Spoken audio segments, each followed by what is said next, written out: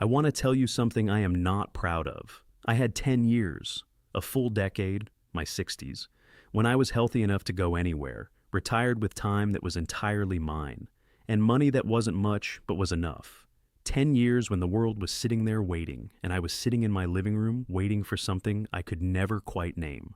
The right moment, the right circumstances, the thing that would make it finally feel like the time was right. It never came, because it never comes. That's what I need you to understand before we go any further. The right time is not a thing that arrives. It is a thing you decide. And I spent 10 years not deciding, which is its own kind of decision. The worst kind, because you don't even realize you're making it. My name is Robert. I'm 79 years old. I took my first solo trip at 67, which means I wasted 60 through 66. 6 years of my 60s sitting on the sidelines, convincing myself I had good reasons. I did not have good reasons. I had excuses that felt like reasons, which is a different thing entirely, and I want to go through them one by one because I have a feeling that some of them are going to sound familiar to you. The first excuse was money. I told myself I couldn't afford to travel. I said this with complete conviction for the better part of a decade. I said it to my daughter Karen when she suggested I take a trip after I retired. I said it to my son Daniel when he mentioned a cruise. I said it to myself every time I looked at a flight price and closed the laptop and went back to whatever I was doing. Here is what I know now that I did not know then. I was not calculating the cost of travel. I was calculating the cost of travel the way I imagined it. Hotels I had seen in movies, business class flights, restaurants where someone pulls out your chair. That is not how people actually travel. That is not how I travel now. My first trip to Portugal cost me less than $800 for 3 weeks. I want you to hear that number, $800. That included the flight, which I booked 11 weeks in advance on a Tuesday. Flights are almost always cheaper on Tuesdays. Write that down. A small family-run guest house that cost $32 a night, and every meal I ate for 22 days. Portugal is not an expensive country. Neither is Croatia, neither is Vietnam, or Colombia, or the Czech Republic, or a dozen other places I have been since that first trip that cost me less per week than staying home. Because here is the thing nobody tells you about the cost of travel versus the cost of staying home. When you stay home, you still spend money. Groceries, utilities, the cable bill, the dinner out on Saturday because you needed to leave the house, the things you buy online at 11 at night because you're bored and Amazon is right there. I tracked my spending for 1 month at home before my first trip. Then I tracked it for a month in Portugal. I spent less in Portugal, not a little less, significantly less. Because when you're somewhere new and everything around you is interesting, you don't spend money filling the emptiness. There is no emptiness to fill. So, if money is your excuse, and I say excuse deliberately, not because I don't respect that money is real and constraints are real, but because I said it for 6 years and it was not the real reason, I want you to look at that excuse carefully. Look at what travel actually costs when you travel the way a person over 60 with modest means actually travels. Not the fantasy version, the real version, the guest house in Lisbon, the train through Portugal, the market where you buy bread and cheese and eat lunch on a bench by the river for €3. That version is available to you. It was available to me for 6 years before I took it. I just didn't let myself see it. The second excuse was health. My left knee has been unreliable since I was 53. I told myself for years that the knee was a reason not to travel. Too much walking, too many uneven surfaces, too far from my own doctor if something went wrong. I built an entire architecture of concern around that knee. I treated it like a prison wall when it was actually just a knee. Here is what I know now. I have walked through Lisbon, which is built on 7 hills and has cobblestones that would test a 20-year-old. I have walked the cliff tops of the Algarve. I have navigated train stations in 4 countries with a carry-on bag and a knee that has opinions about stairs. I did all of this not because my knee got better. It didn't. But because I learned to travel with it instead of waiting for it to stop being a problem. You slow down, you take the elevator when there is one, you sit at the cafe for an extra hour because your knee needs the rest and the coffee is good and the street outside is interesting anyway. You bring the right shoes, and I cannot overstate the importance of the right shoes, proper walking shoes with real support, not the soft things you wear around the house. You get travel insurance that covers medical evacuation so that if something does go wrong, there is a plan. None of these things require a perfect body. They require a body you work with, instead of waiting for it to become something it isn't going to become. I am 79 years old. My knee is not better than it was at 63. I have been to 11 countries since my first trip, and the knee has not stopped me once. The third excuse was safety. I told myself the world was dangerous. I watched the news, and if you watch the news for any length of time, you will become convinced that every city outside your immediate neighborhood is seconds away from catastrophe. And I used what I saw there to justify staying where I was. Foreign countries, languages I didn't speak, systems I didn't understand. What if something happened? I want to be honest about this one because I think it is the most insidious excuse of the three.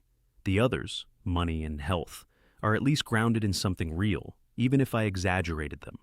The safety excuse was almost entirely constructed from things I had never experienced and had no real basis for believing. In 11 countries over 12 years of solo travel, I have encountered exactly one situation I would describe as genuinely difficult. I took a wrong turn in Porto at night and walked for 40 minutes in the wrong direction before I figured out where I was. That is it.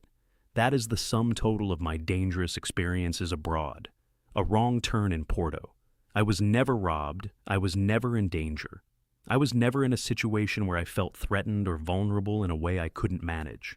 What I did encounter, over and over, in every country I visited, was kindness. Specific, unrequested, genuine human kindness from strangers who owed me nothing.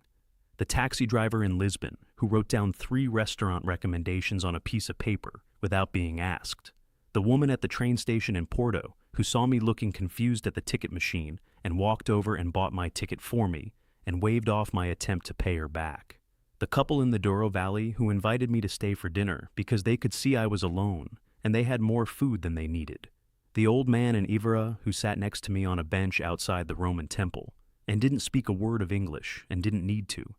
We just sat there together in the afternoon sun for 20 minutes, looking at 2,000-year-old columns, and that was enough. The world is not what the news tells you it is. The news tells you about the exceptions. The rule, the overwhelming, consistent daily rule of human life in every country I have visited, is that people are decent and the world is safe, and strangers will help you if you let them. I spent 6 years of my 60s believing the exception was the rule. I will not get those years back. The fourth excuse, and this is the one I am most reluctant to tell you about because it reflects poorly on me in a way the others don't, was that I was waiting for the feeling. I thought there would be a moment when I felt ready, when the idea of booking a trip would feel exciting rather than daunting, when I would wake up one morning and the resistance would be gone and I would book the flight with the confidence of someone who knew what they were doing. I waited for that feeling for 6 years. It never came. Not once, not even close. What I know now is that the feeling doesn't come before the action. It comes after, sometimes well after. I booked my first flight to Slovenia with my heart beating fast and my hands slightly unsteady and zero confidence that I was doing the right thing. The feeling of knowing I had done the right thing came about 4 days into the trip, sitting at a cafe in Ljubljana, eating fish soup and watching the street outside. And it came quietly. Not as a revelation, just as a settling. A sense of being exactly where I was supposed to be. You cannot feel that before you go. You can only feel it once you're there, which means the only way to get the feeling is to act before you have it. That is the only way. There is no other sequence. You do not feel ready and then go. You go and then you feel ready. I did not understand this until I was 67 years old, and I wish someone had said it to me at 60. So let me say it to you now. Clearly, in case you are where I was, you are not going to feel ready. The feeling of readiness is not going to arrive one morning and make this easy. It is never going to feel like the right time, because the right time is not a feeling. It is a decision, and the decision is available to you today, right now, before this video is finished, if you want to make it. Here is what I want you to do. Not someday, today. I want you to pick one place, not your dream destination. Save that for the third trip when you know you can do it. Pick somewhere with good English, good infrastructure, manageable geography, Portugal, Ireland, Croatia, the Czech Republic. Somewhere in Central America if you want warm weather and low prices. One place, write it down. Then I want you to open a flight search and look at prices for 60 to 90 days from now. Not to book yet. just to look, just to make it real. Flights are not as expensive as you think they are when you're flexible about dates and you book more than 6 weeks out. Look at the number. Let it be a real number instead of an imagined one. Then I want you to find one place to stay. Not a hotel chain. A small guest house, a family-run place, somewhere with a person at the desk who will know your name by the second morning. Look at the price per night. Let that be a real number too. Add those numbers up. Now compare them to what you spent last month staying home. Just compare them.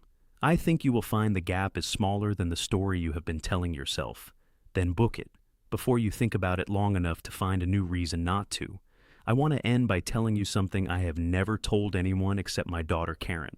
There is a version of me that never booked that first flight. It is not a difficult version to imagine. It was the version I was well on my way to becoming. A man who stayed home, who watched the years move past, who had good reasons for everything he didn't do, and a living room that got smaller and smaller until it was the whole world. That version of me died in that living room. Not dramatically, just quietly, the way things die when nobody is paying attention. The version of me that got on the plane at 67, that version is 79 now, and has been to 11 countries and eaten fish soup in Lisbon, and watched the sun set over the Douro Valley, and sat next to a stranger outside a Roman temple in the afternoon sun, and felt, repeatedly and reliably, that the world is large, and he is still in it. That version is the one I want you to choose. Not because travel is magic, it isn't. Not because it fixes everything, it doesn't.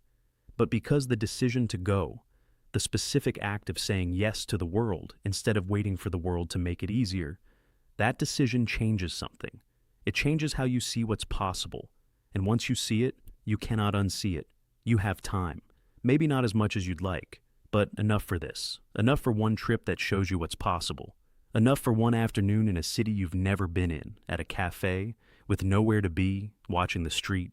Don't wait for the right time. Don't wait the way I waited. Go.